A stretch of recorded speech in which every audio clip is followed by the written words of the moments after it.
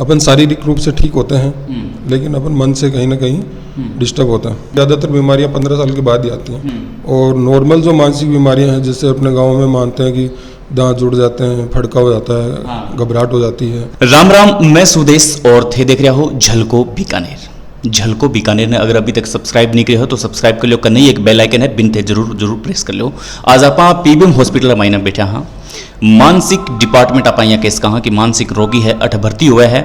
तो लॉकडाउन बाद में स्थितियां कहीं चेंज रही और गाँव रे लोगों की कहीं मनोदशा और दिशा रही बारी, तो भी पर आप बात करा कि गाँव रा जका लोग है बे डायरेक्ट अठ आ सके और कोनी आ सके और कई रुकावटा है जकी आवे।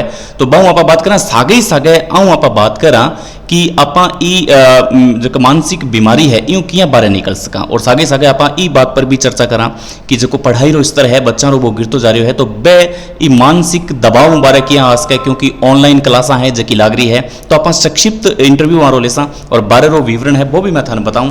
तो आपने सागे है डॉक्टर साहब है राकेश जी, तो झलको पहला कभी देखता दूसरा नेटवर्क हमारा? बिल्कुल काफ़ी है, मतलब पूरे राजस्थान में मतलब सब डिस्ट्रिक्ट से ही अलग अलग तरीके से लोगों से जैसे जुड़े हुए हैं जी। तो आप लोगों के काफ़ी जागरूकता वाले मैसेज आते रहते हैं। झलको राजस्थान मतलब डिस्ट्रिक्ट वाइज भी आते रहते हैं, झलको झुंझुनू, झलको सीकर, चूरू, हर डिस्ट्रिक्ट से आते हैं। बहुत बहुत धन्यवाद थारो प्यार देने वास्ते।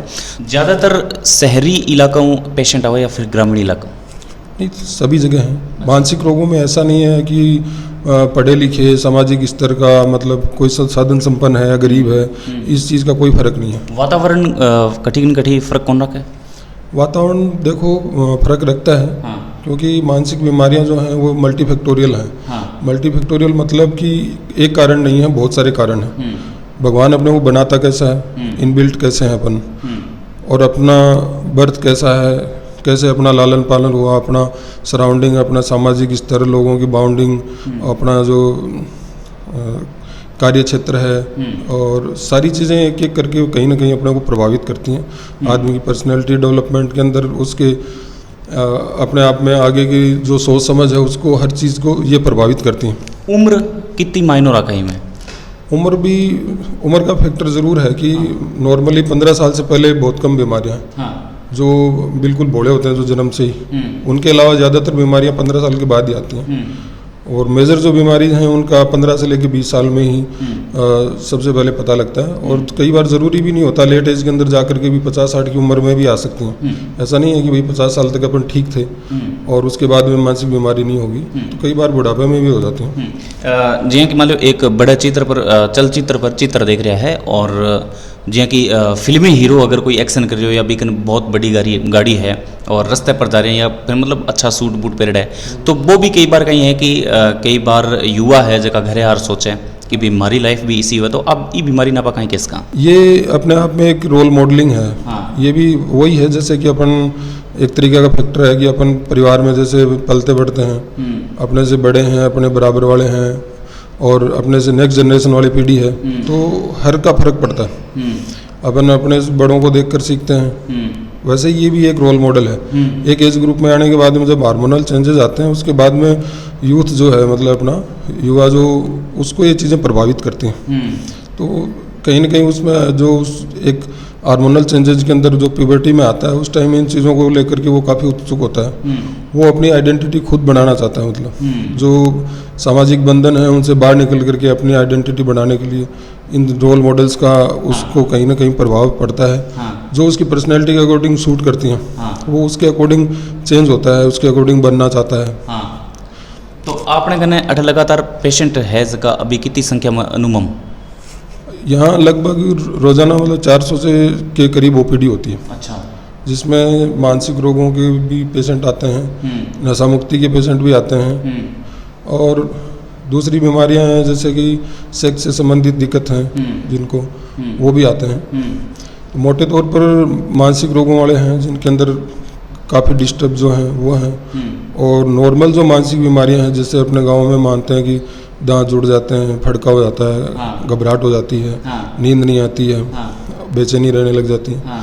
और बीच की सी बीमारियों के अंदर अपन मानते हैं कि जैसे कुछ बीमारियां एपिसोडिक हैं जो कईयों को साल में 2-3 बार भी हो जाती हैं, कईयों को 2-3 साल में ही एक बार होती हैं। वो जैसे मूड डिसऑर्डर होते हैं, बाइपोलर डिसऑर्डर के पेशेंट होते हैं, हाँ। जो अपन मान सकते हैं जैसे डिप्रेशन में हाँ। या फिर मैनिया में।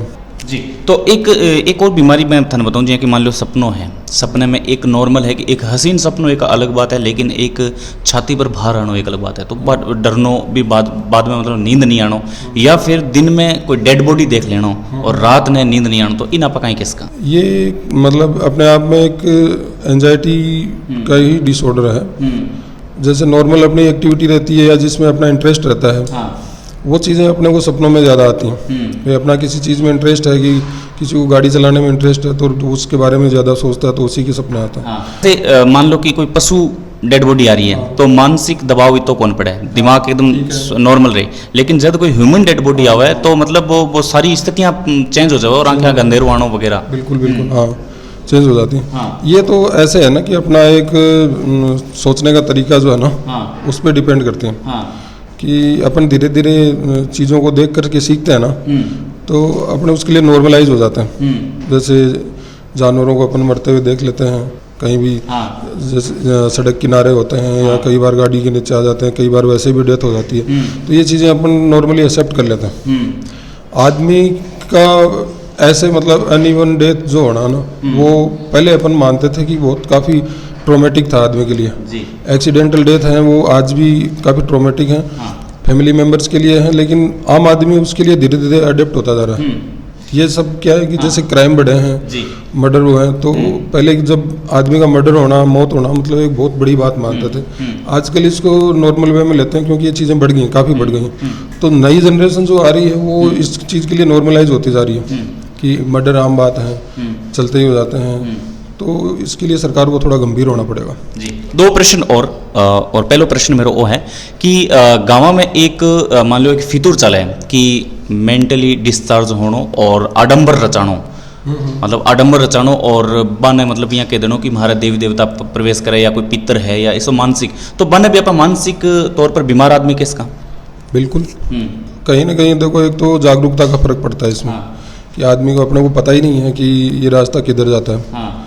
और वो कारण हो सकता है। दूसरा है कि कई बार जब दिक्कत हो जाती है, आदमी दबाव के अंदर, घबराहट में, एंजाइटी के अंदर क्या है कि अच्छे से उसकी सोच समझ गड़बड़ हो जाती है। तो उसको आप जैसे सजेस्ट करते हो, जैसे रास्ता बताते हो, उसके अकॉर्डिंग चल लेता है। हो सकता है कि रिजल्ट्स कैसे भी हों, लेकिन वो एक बार ज़रूर उन चीज़ों को करके देखता है, और ठीक नहीं होते हैं तो फिर वो नेक्स्ट लेवल को अप्रोच करते हैं। तो कहीं ना कहीं लोगों की जागरूकता का ही फर्क है। जी। एक अंतिम प्रश्न ओके, आत्महत्यारा जगह आंकड़ा है भी लगातार बढ़ रहा है। हाँ। युवा है जगह आत्महत्यारी और बहुत तेजी जा रहा है। तो मतलब मानसिक दबाव या फिर स्टडी दबाव के इसका या फिर मतलब मूलभूत सुविधा है जो कि मिल कौन पावा बना? नहीं, मूलभूत सुविधाएं तो देखो बड़ी हैं। हाँ। लेकिन आदमी का जो सोशल स्ट्रक्चर है ना, जो सामाजिक एक तरीके से जो अपना परिवेश है, हाँ, वो कहीं ना कहीं इस भौतिकवाद के अंदर चेंज हो गया। हाँ। जब पहले जॉइंट फैमिली की बजाय अब न्यूक्लियर फैमिलीज हो गई हैं, बच्चों को जो इमोशनल सपोर्ट मिलना चाहिए फैमिली मेंबर्स का, अपने सीनियर्स का, दादा दादी का, जो बुजुर्गों का जो मिलना चाहिए वो नहीं मिल पाता है। हाँ। न्यूक्लियर फैमिलीज हैं, ज़्यादातर काम करते हैं, वर्किंग प्लेस पर मदर फादर होते हैं, वो अपने काम में चले जाते हैं। बच्चों को इमोशनल सपोर्ट के लिए, उनको चीज़ों को, लाइफ को जीने के लिए जो बेसिक चीज़ें होती हैं वो बताने के लिए उनको एक सोशल सपोर्ट जो है वो काफ़ी कमज़ोर पड़ गया। और ये सब इस भौतिकवाद के अंदर आदमी की जो जॉइंट फैमिली से न्यूक्लियर फैमिली की तरफ जो प्रोग्रेशन हुआ है ना, ये उसी का ही मेजर रिजल्ट है। तो डॉक्टर साहब ई लाइन में थे कितना सालांस हुआ, मतलब कितना साल हो गया था? देखो, मानसिक डिपार्टमेंट के अंदर मेरे को 10 साल हो गए अभी। हाँ। 2012 से ही हूँ मैं। हाँ। और डॉक्टरी मैंने 2010 में कंप्लीट करके मैं बाड़मेर भी रहा। अच्छा। रूरल बेल्ट के अंदर ही काम किया ज़्यादातर, और बीकानेर में भी हमने पूरे फील्ड के अंदर काफ़ी काम करा। हमारा डिपार्टमेंट फील्ड के अंदर काफ़ी एक्टिव है। हमारे काफ़ी तरह के प्रोग्राम भी चलते हैं, हम लोग खुद जा कर के विजिट भी करते हैं, और छोटे छोटे कैंपेन वगैरह करना। एक नेशनल प्रोग्राम है जो नेशनल मेंटल हेल्थ मिशन है, जिसका जो डिस्ट्रिक्ट प्रोग्राम है उसके तहत अपने PHC लेवल पर, CHC लेवल पर रूरल में वहाँ पर कैंप आयोजित करके लोगों को इसके प्रति जागरूक करना। अपन शारीरिक रूप से ठीक होते हैं लेकिन अपन मन से कहीं ना कहीं डिस्टर्ब होता है। तो आज आपा पीबीएम दमाणी हॉस्पिटल है बटायड़ा और मानसिक रोगी रे बारे में और मानसिक रोग रे बारे में आप जानकारी ली कि डॉक्टर साहब बताओ कि किया यूं बारे आ सका और कई वजह है कि मानसिक बीमारी है जबकि आदमी ने जकड़ती जावे और क्यों है जबकि आजकल ग्रोथ रेट ही ज़्यादा बढ़ रही है। तो कार्यक्रम किसों को लगे थे कमेंट कर थारी राय है जबकि जरूर बताया और सागे सागे झलको बीकानेर ने अगर अभी तक थे सब्सक्राइब नहीं करे हो तो सब्सक्राइब कर लो, लाइक कर लो, शेयर कर लो और कन्ने ही एक बेल आइकन बनेड़ी है भी घंटे ने थे खड़का दो ताकि कोई भी नयो वीडियो आई मैं थाने जरूर है जकी दे दिया और थाने हाथों हाथ ही वो वीडियो प्राप्त हो जी। मानसिक रोगी के बारे में वो एपिसोड किया लग्यो थे जानकारी है जकी कमेंट रे माध्यम माने जरूर बताया। जय राजस्थान, जय हिंद, जय बीकाना।